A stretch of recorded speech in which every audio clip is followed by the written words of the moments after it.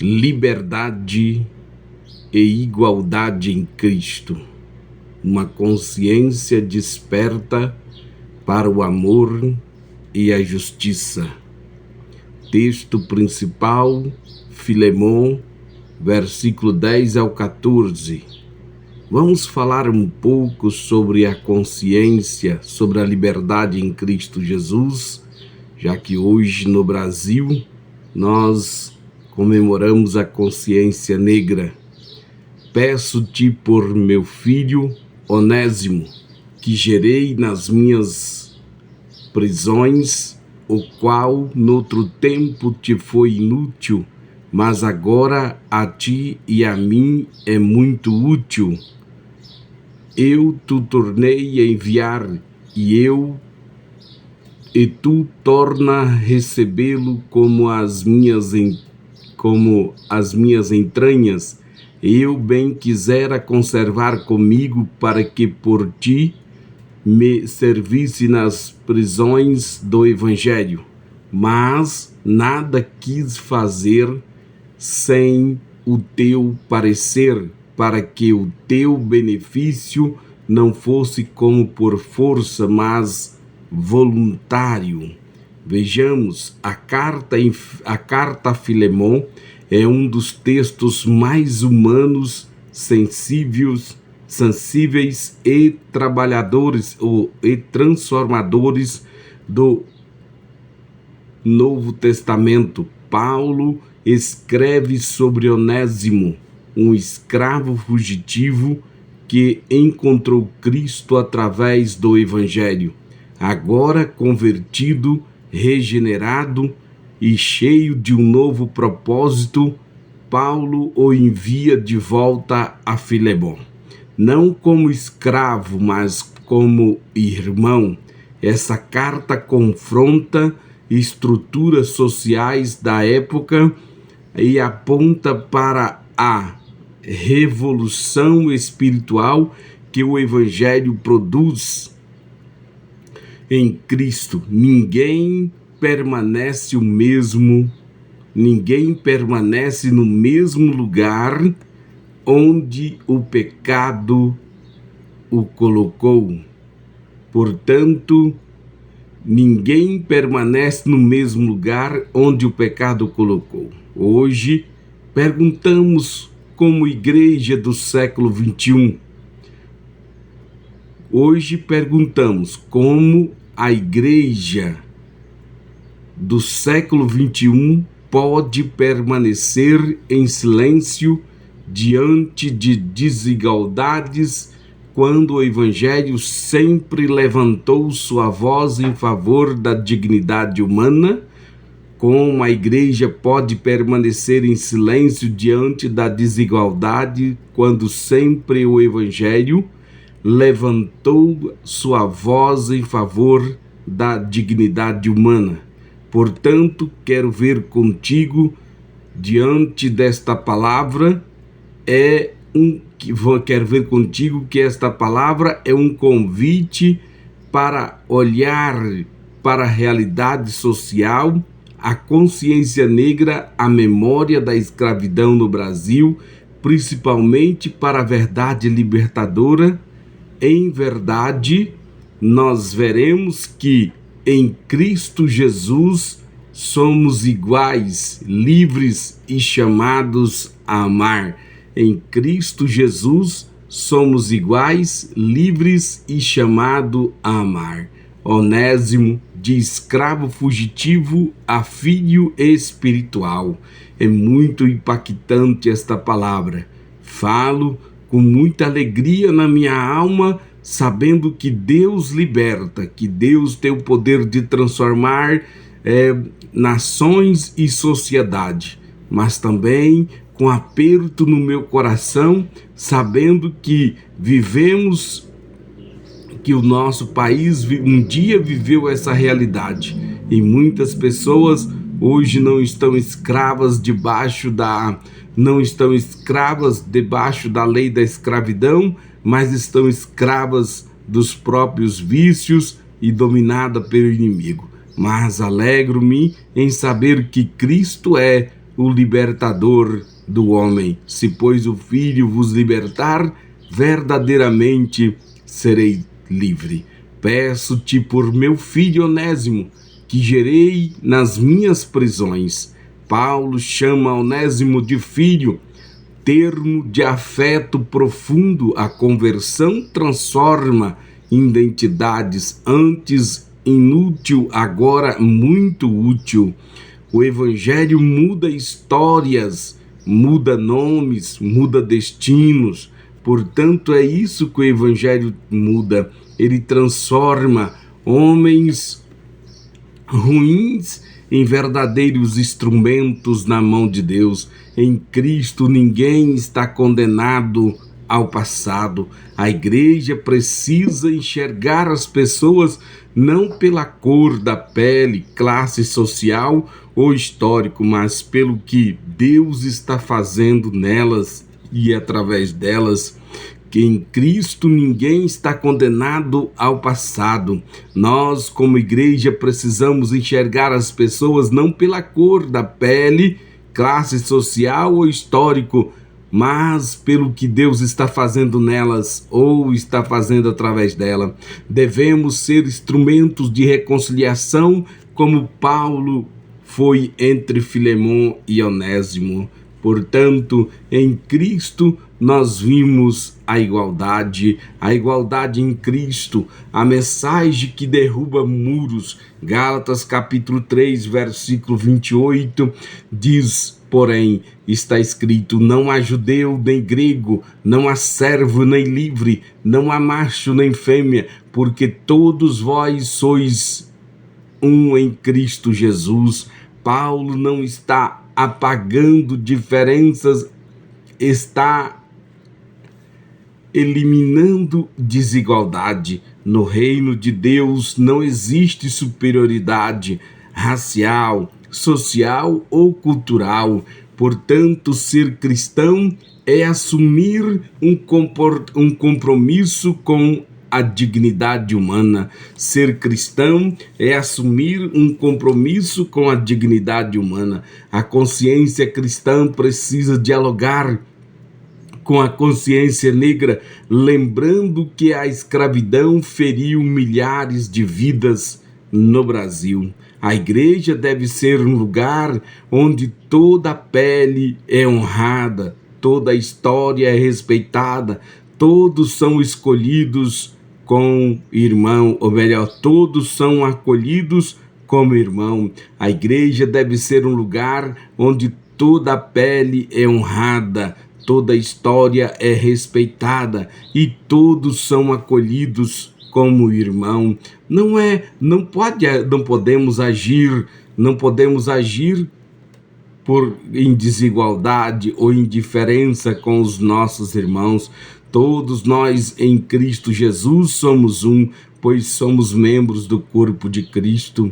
O amor, a prática, a lei real. Tiago, capítulo 2, versículo 8 e 9, está escrito, se vós cumprides a lei real, conforme a Escritura, amarás a teu próximo como a ti mesmo. Bem fazeis, mas se fazeis a acepção de pessoas, cometeis pecados.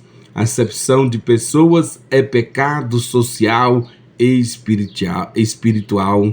Tiago confronta qualquer atitude que diminua alguém por causa de sua origem, cor ou condição. Portanto, nós como igrejas, não basta apenas discriminar, é preciso promover justiça e igualdade.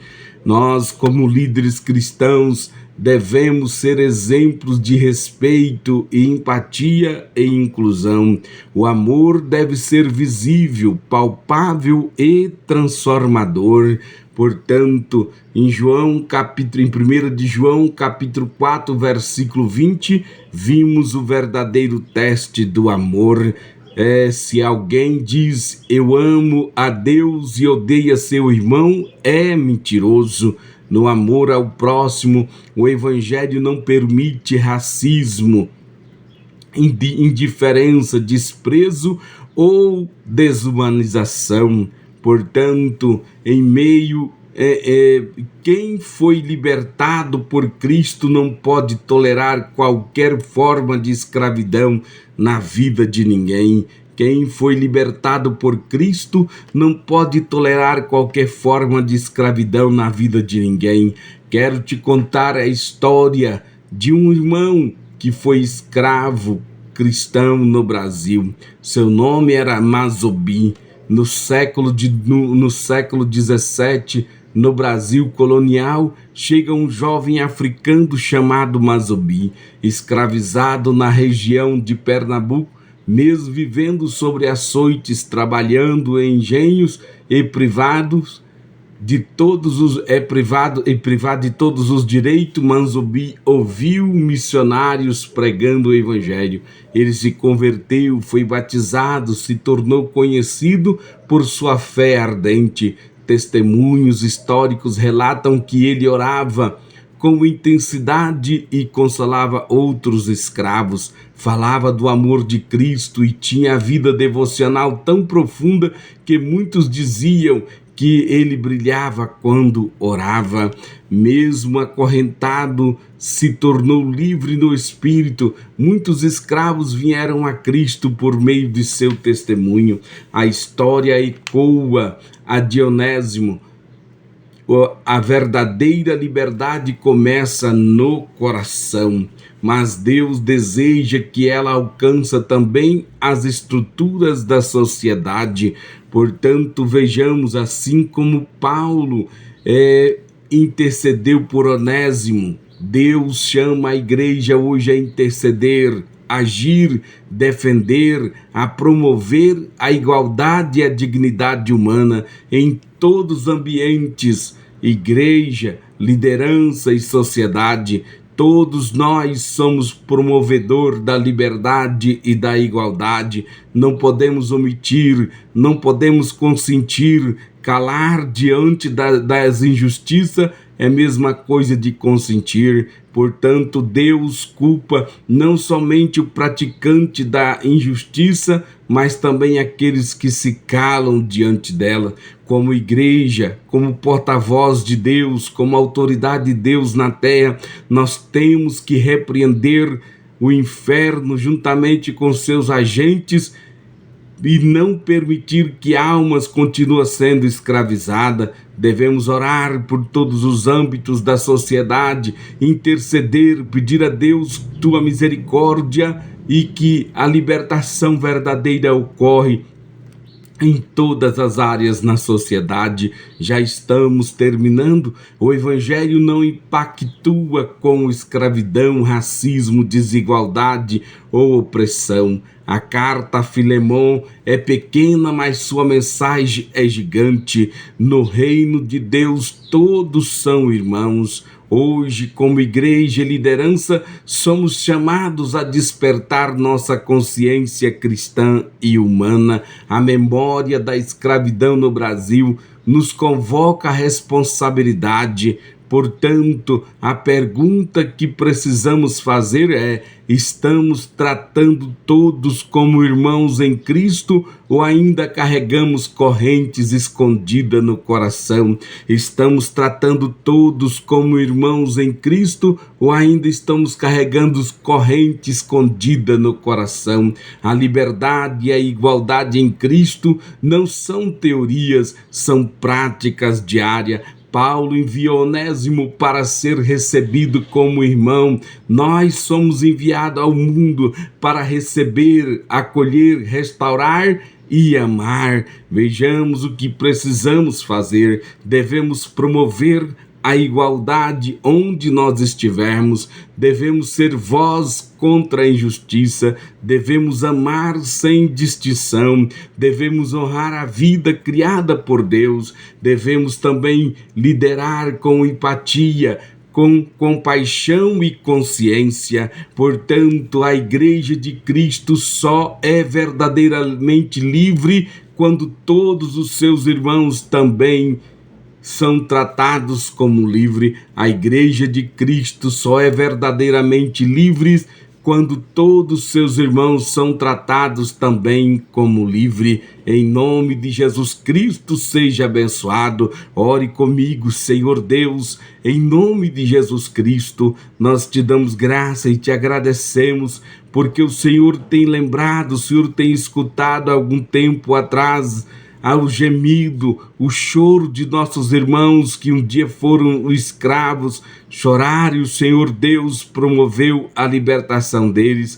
Também, Senhor, te agradecemos, não somente por esta libertação física da escravidão, mas agradecemos a Ti, Senhor, que o Senhor lá no Calvário, o Senhor lá nos tempos antes da criação, antes da fundação, o Senhor lembra, Senhor, dos homens que seriam escravizados, e então envia o seu Cordeiro que foi morto antes da fundação do mundo. E agora, Senhor Deus, na cruz do Calvário, na obra regeneradora do Espírito Santo, quando o Teu Filho, nosso Senhor Jesus Cristo, brada tetelestai, está consumada a obra da regeneração, a obra da libertação e da salvação, a verdadeira libertação em Cristo Jesus. Como já ouvimos, a verdadeira liberdade, ela não vem de fora para dentro, mas sim de dentro para fora. Embora que às vezes somos limitados neste mundo, às vezes somos presos, aprisionados,